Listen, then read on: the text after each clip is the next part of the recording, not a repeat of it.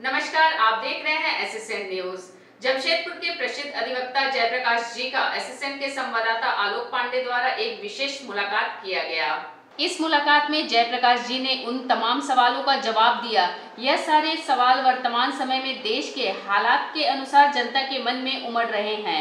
हमारे देश में हर आदमी की सुरक्षा की जिम्मेवारी सरकार की है।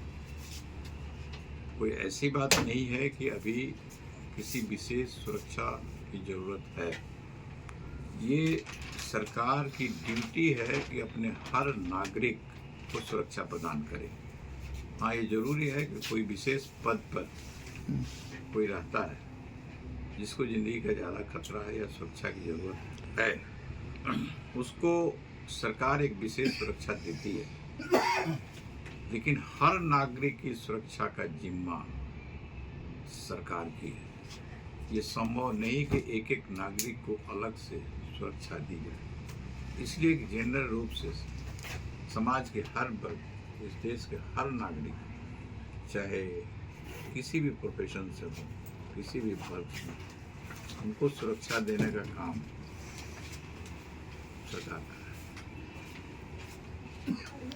कानून के माध्यम से भी सुरक्षा कवच पहनाया जा सकता है कि कानून बना करके जिससे जिन लोगों पे कभी हमला ना हो, किसी प्रकार का कोई ऐसा बात ना हो, तो कानून के माध्यम से भी हम मैंने किया जा सकता है कि हाँ भाई कानून ऐसा है कि आप वकील, डॉक्टर सब मैंने पत्रकारों के ऊपर हाथ नहीं उठा सकते। आप इस तरह का कुछ कानून बनना चाहिए जिससे कि देखिए, वो हाथ तो किसी पर नहीं उठना चाहिए, जो चाहे अधिवक्ता हो, डॉक्टर हो, समाज का कोई वर्ग। हर आदमी को अपने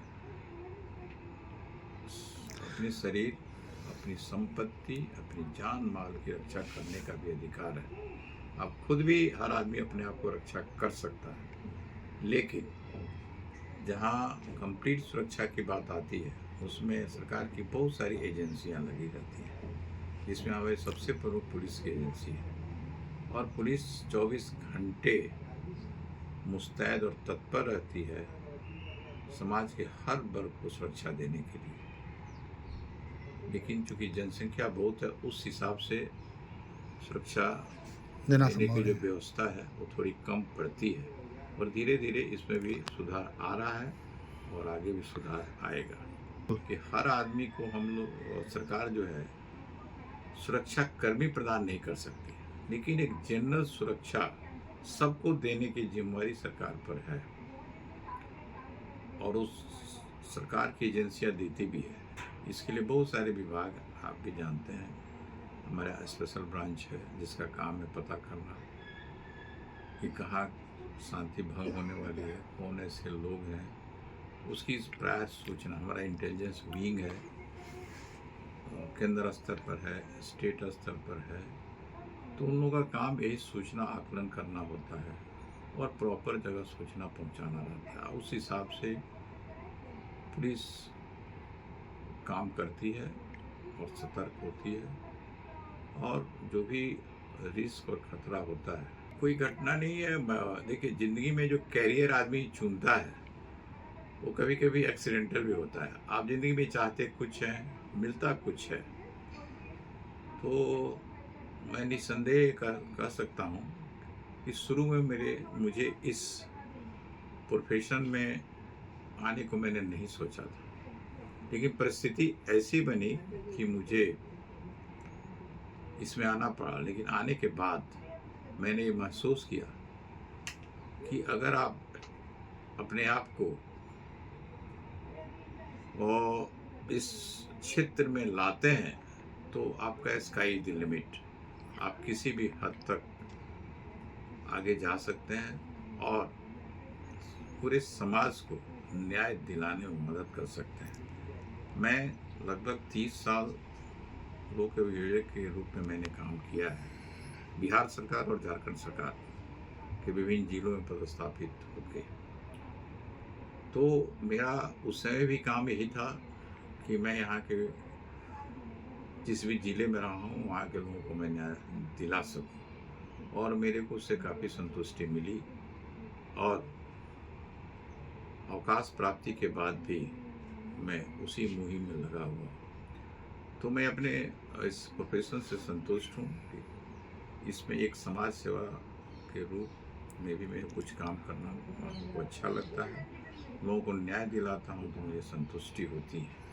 इसलिए ये प्रोफेशन अपने आप में बहुत गरिमामय भी प्रोफेशन है और इसकी गरिमा को बनाए रखना भी हमारे हर अधिवक्ता का भी कर्तव्य है और हम लोग उस उद्देश्य से भी इस प्रोफेशन जिन लोगों को भी सीबीआई पूछताछ कर रही है उन पर साक्ष्य एकत्रित कर रही है, ठोस साक्ष्य एकत्रित कर रही है और कानून की नज़र में दोषी तब माना जाता है जब उसको एक कॉम्पिटेंट कोर्ट से दोषी करार दिया। रह गई बात कि इसमें पुलिस द्वारा जो केस किया गया है कलकत्ता हवाला, उसमें बचाव पक्ष की तरफ से बहुत सारे अधिवक्ता आपके कथनानुसार खड़े हुए हैं। मेरा मानना है कि सिर्फ किसी पर केस हो जाना ही अपने आप में पर्याप्त नहीं है, तो उसको हम लोग किसी को दोषी भी नहीं मान सकते। दोषी मानने का अधिकार हमारे कानून में सिर्फ न्यायालय का, माननीय न्यायालय यहाँ से लेकर माननीय उच्च न्यायालय उच्चतम न्यायालय तक, है ना। तो इसलिए किसी का बचाव करना अधिवक्ताओं द्वारा गलत नहीं है। ये कोई ज़रूरी नहीं है कि जिसको पुलिस अपनी तरफ से दोषी मान के चल रही है वो वास्तव में दोषी होगी। ये तो अनुसंधान खत्म होने के बाद ही पता चलेगा वो कहाँ तक दोषी है या नहीं, और फाइनली जब न्यायालय द्वारा उसे दोषी करार दिया जाए। एक लॉ का बहुत बड़ा मैक्सिम है कि everybody is innocent till he is dead guilty by a competent court. कानून में यही मान्यता है। फिर भी